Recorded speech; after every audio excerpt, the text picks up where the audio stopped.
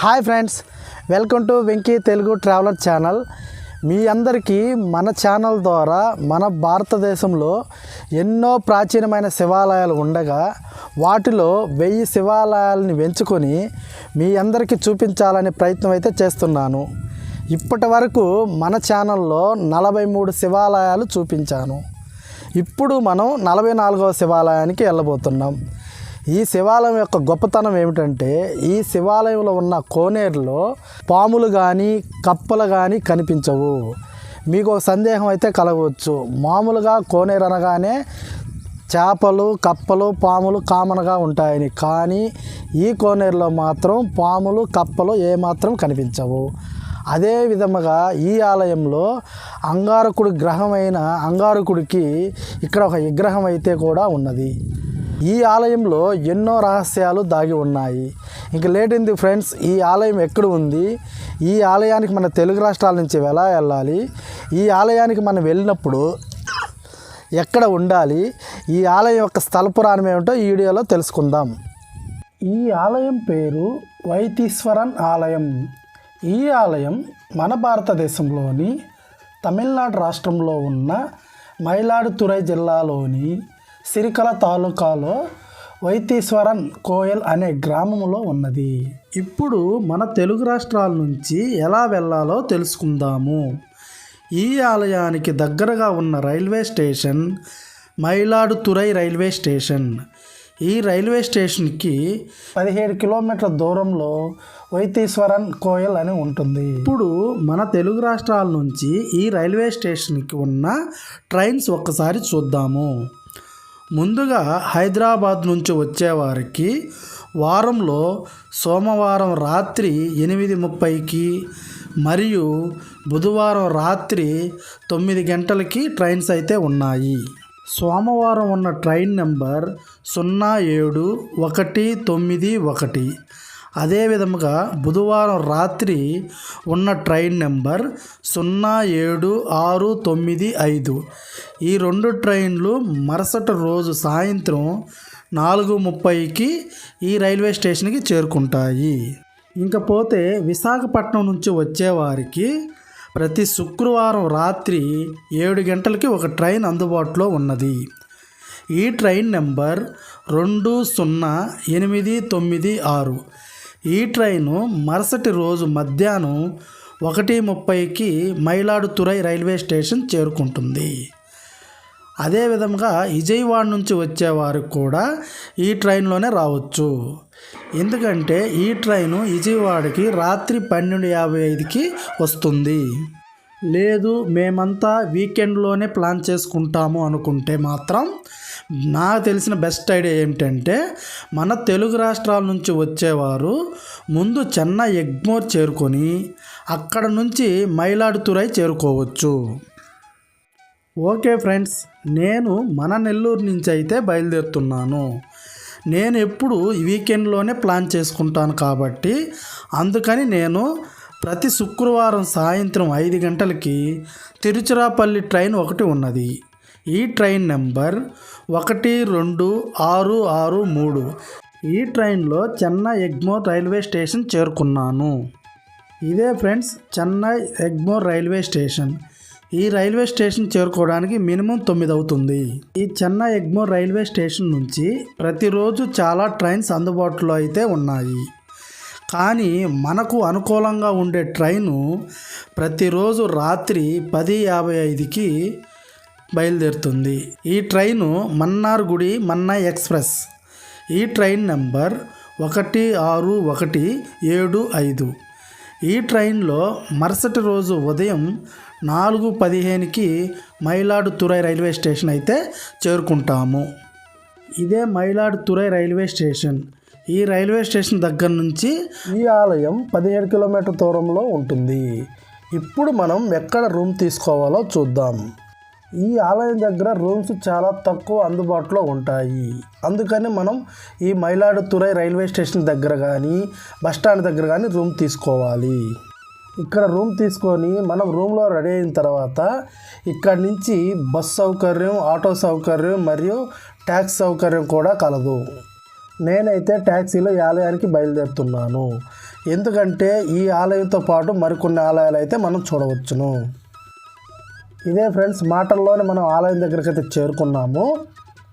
మనకు ఎదురుగా కనిపిస్తుంది ఆలయం యొక్క ఎంట్రన్స్. ఇది ఈ ఆలయం లోపలికి వెళ్తూ ఈ ఆలయం యొక్క స్థల పురాణం, ఈ ఆలయం యొక్క గొప్పతనం ఏమిటో తెలుసుకుందాము. ఈ ఆలయం పాడల్పెట్ట స్థలాలలో ఒకటి. ఈ ఆలయం గురించి తేవారం మరియు తిరుపుగలలో ప్రశంసించబడినది. ఈ ఆలయం కావేరి నది ఒడ్డున ఉన్న 16వ శివాలయం. ఈ ఆలయంలోని శివుడు స్వయంభమూర్తి, అంటే స్వయంగా సృష్టించబడిన వాడని అర్థం. ఈ ఆలయం చోళుల కాలం నాటిదని స్థల పురాణం చెప్తుంది. ఈ ఆలయం దాదాపు 1000-2000 సంవత్సరాల కాలం నాటిదని కూడా మనకి తెలుస్తుంది. ఈ ఆలయంలో ఉన్న పరమశివుణ్ణి వైతీశ్వరనాథర్ మరియు శ్రీ వైద్యనాథర్ అని పిలుస్తారు. శ్రీ వైద్యనాథర్ అంటే వ్యాధులను నయం చేసేవాడని అర్థం. ఈ ఆలయంలో ఉన్న అమ్మవారిని తిల్లై నాయకగా పూజలు చేస్తూ ఉంటారు. ఈ ఆలయం నవగ్రహ ఆలయాలలో ఒక ప్రాముఖ్యమైన ఆలయంగా కూడా గుర్తించబడినది. ఈ ఆలయం అంగారక గ్రహానికి అంకితం చేయబడినది. ఒక్కసారి ఈ ఆలయం యొక్క స్థల పురాణం కానీ మనం చూసుకున్నట్లయితే, నవగ్రహాలలో ఒక్కరైన కుజుడు కుష్టి వ్యాధితో బాధపడుతున్నప్పుడు మరియు అతను ఈ ఆలయానికి వచ్చి శివుడిని హృదయపూర్వకంగా ప్రార్థించాడు. తర్వాత ఆ పరమేశ్వరుడు ఆశీర్వాదంతో ఈ కుష్టి వ్యాధి నయమయ్యి కుజుడు ఆరోగ్యపరంగా స్థిరపడ్డాడు. అదే కాకుండా ఈ ఆలయంలో అంగారకుడికి ప్రత్యేకమైన మందిరం కూడా ఉన్నది. ఈ ఆలయంలో ఉన్న తిల్లై నాయకి ఏ రకమైన వ్యాధినైనా నయం చేయగలిగే ఔషధం తైలం కలిగిన పాత్రతో మన పరమేశ్వరుడు పక్కనే ఉంటుంది. ఇప్పుడు ఈ ఆలయం యొక్క చరిత్ర మనం చూసుకున్నట్లయితే, పూర్వకాలంలో చాలామంది సిద్ధులు ఈ ప్రాంతంలో ఉన్న పరమశివుడిని అమృతంతో అభిషేకం చేసి అనేక వరాలను పొందేవారు. ఈ అభిషేకానికి ఉపయోగించే అమృతం పవిత్ర వసంతంలో కలిసిపోతుంది, అంటే ఈ కోనేరులో కలుస్తుంది. ఈ కోనేరులో 18 తీర్థాలు కలుపుతారు. ఇదే ప్రజలు బాధపడే అన్ని వ్యాధులని నయం చేస్తుంది. ఈ ఆలయంలో 4448 వ్యాధులకు చికిత్స అందించే వైద్య శాస్త్రానికి ప్రధాన కేంద్రం అని కూడా చెప్తారు. ఈ ఆలయంలో చీమల ఇసుక, అభిషేకం చేసిన నీరు, ఏప ఆకులు, అభిషేకం యొక్క చందనం మరియు అభిషేక పవిత్రమైన బూడిదతో ఒక ఔషధ బంతిని తయారు చేస్తారు. దీనిని సేవించడం వల్ల ఏ వ్యాధికైనా పూర్తి ఉపశమనం అయితే లభిస్తుంది. మరొకటి, చర్మ సమస్యలతో బాధపడేవారు పునుగు నూనెను పొందుతారు. ఇది మన శరీరం అంతా పూసుకొనడం వలన ఆ వ్యాధి నయమవుతుంది. ఈ ఆలయంలో ఉన్న పరమశివుడు శారీరక బాధలే కాకుండా జనన మరణాలు అనే పునరావృత్తి వ్యాధిని కూడా నయం చేస్తాడు. ప్రజల ప్రతి కోరికను, ఉద్యోగాల, వివాహం, పిల్లలు, మానసిక శాంతి, గ్రహ సమస్యల నుండి ఉపశమనం మొదలైన వాటిని ఆయన తీరుస్తాడని గట్టి నమ్మకం అయితే ఇక్కడ ప్రజలకు ఉన్నది. ఇక్కడ గ్రంథాల ప్రకారం చూసుకుంటే పశ్చిమ దిశగా ఉన్న పరమేశ్వరుణ్ణి పూజించడం వల్ల భక్తుడికి 1000 శివాలయాల్లో పూజ చేసినంత ప్రయోజనం అయితే లభిస్తుంది. ఇక్కడ సదానంద మహర్షి తపస్సు చేస్తున్నప్పుడు ఒక కప్పను మృంగడానికి పాము ప్రయత్నిస్తుంది. ఈ సంఘటనను అతను చూశాడు. దానివలన అతను తపస్సు భంగం కలగడంతో ఆ పామును, ఆ కప్పను శపించాడు. అప్పటి నుంచి ఈ కోనేరులో పాములు కానీ కప్పలు కానీ కనిపించవు. ఒక వ్యక్తి జాతకంలో కుజుడు శైవస్థానం అతను, ఆమె వివాహ భవిష్యత్తును మరియు ఇతర జీవన పరిస్థితులను నిర్ణయిస్తుంది. కుజుడు ఒకరి జీవితంలో 7 సంవత్సరాలు ఉంటాడు. ప్రతికూల ప్రభావాలను ఎదుర్కొంటున్న వారికి వారి సమస్యలు పరిష్కారం కోసం ప్రత్యేక పూజలు నిర్వహిస్తారు. ఈ ఆలయంలో కృతికా నక్షత్రం రోజున లేదా మంగళవారాలలో ప్రజలు ఉపవాసం ఉండి ఎరుపు రంగు దుస్తులను సమర్పిస్తూ అభిషేకం చేస్తారు. ఈ ఆలయానికి మరో కథనం అయితే ముడిపడి ఉన్నది.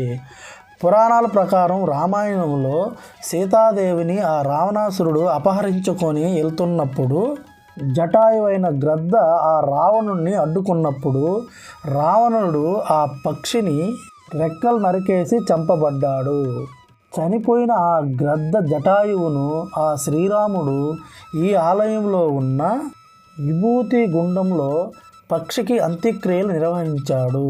ఈ ఆలయానికి ఇంకో గొప్పతనం ఏమిటంటే వీరసేనన్ అనే రాజు క్షయవ్యాధితో బాధపడుతున్నప్పుడు తన కొడుకుతో ఇక్కడకు వచ్చి ఈ తీర్థంలో స్నానం చేసి తీపి నివేదనను అర్పించాడు. తన కొడుకుతో కలిసి నివేదన సేవించడం ద్వారా అతని కుమారుడు పూర్తిగా స్వస్థత పొందాడు. ఈ ఆలయంలో మరొక ప్రత్యేకత ఏమిటంటే మురగన్కు పూజలు చేసిన తర్వాతే స్వామికి తల్లికి పూజలు చేస్తారు. మురుగన్ ఈ ఆలయంలో ఎల్లప్పుడూ తన దైవిక తండ్రి మరియు తల్లిని పూజిస్తూ ఉంటాడు. ఈ ఆలయంలో మరొక ఆశ్చర్యాన్ని కలిగించే విషయం ఏమిటంటే సాధారణంగా నవగ్రహాలు గర్భగుడి ముందు భాగంలో కనిపిస్తాయి. కానీ ఈ ఆలయంలో మాత్రం ప్రధాన శివుడైన వెనక ఉన్నాయి.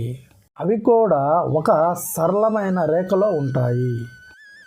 ఈ ఆలయం మన శ్రీరాముడికి కూడా ముడిపడి ఉన్నది. ఈ ఆలయంలో ఉన్న పరమేశ్వరుణ్ణి అమ్మవారిని పూజించడానికి కూడా ఇక్కడ స్థల పురాణం అయితే మనకి చెప్తుంది.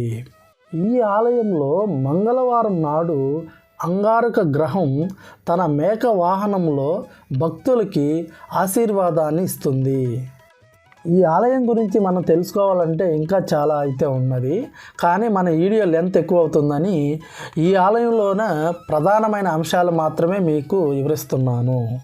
ఒకవేళ మీరు ఇటు కుంభకోణం కానీ తిరువారూరు కానీ వచ్చినట్లయితే ఈ ఆలయాన్ని ఖచ్చితంగా సందర్శించండి.